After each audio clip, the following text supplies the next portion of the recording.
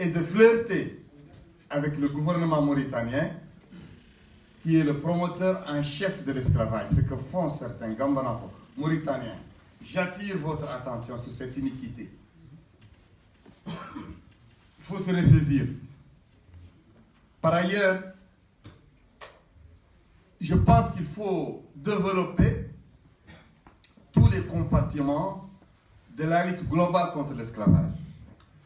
Par exemple, nous, j'étais à SOS Esclaves, j'ai quitté SOS Esclaves parce que je devais sentir une marche, une véritable marche vers la liberté. Pas des petits pas dans des compartiments donnés. Donc, il faut identifier les routes. On a identifié dans l'Irak qu'il faut cibler les systèmes de légitimation religieuse. Il faut rentrer en confrontation systématique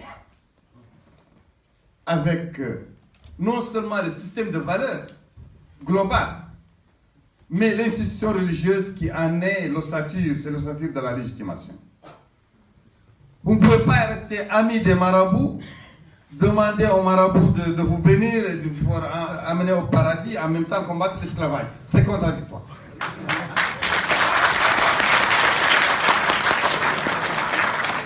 La deuxième chose, il faut un mouvement de droit civique, un mouvement populaire qui est prêt au sacrifice. On ne peut pas rester ici à l'étranger et se lamenter de ce qui se passe là-bas dans les villages. Résister dans les villages, face au bourreau.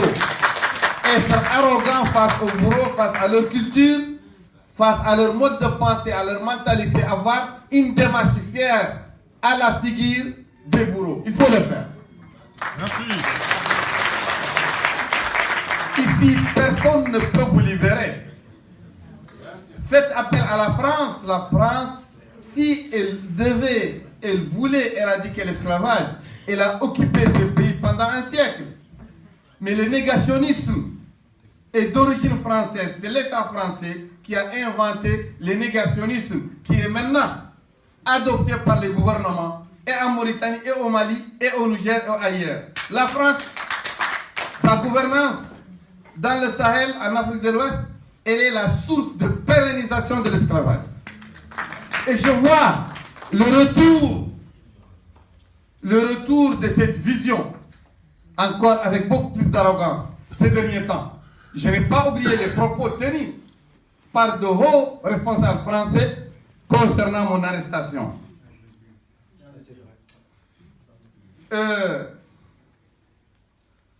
Il faut avoir des relais pour une lutte qui est à l'intérieur déjà. Il faut faire un face-à-face avec les esclavagistes, avec le système. Il faut avoir, après ça, il faut avoir des relais comme nous.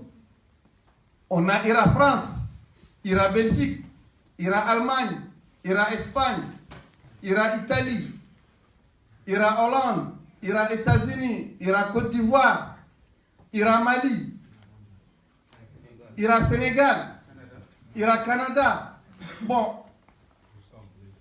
on ne peut pas, pour appeler les gens, c'est pourquoi ce réseau IRA fait un travail extraordinaire pour relayer notre action à l'intérieur. Mais il ne peut pas relayer le néant. Il ne peut pas relayer les lamentations. Ils peuvent relayer un travail concret sur le terrain. Ils questionnent leur mission diplomatique, leur ambassadeur là-bas, ils questionnent leur gouvernement. Je pense qu'il faut aussi changer tout le mode de vie, toutes les mentalités, tout le système de valeurs qui est basé sur l'esclavage chez nous, dans nos pays, dans nos sociétés. Et pour cela, il faut proposer une alternative de gouvernance, une alternative politique. C'est ce que IRA a fait, c'est ce que j'ai fait, nous avons fait à travers notre tentative, certainement réussie, de prendre le pouvoir par la voie démocratique en Mauritanie en 2019. Je vous remercie.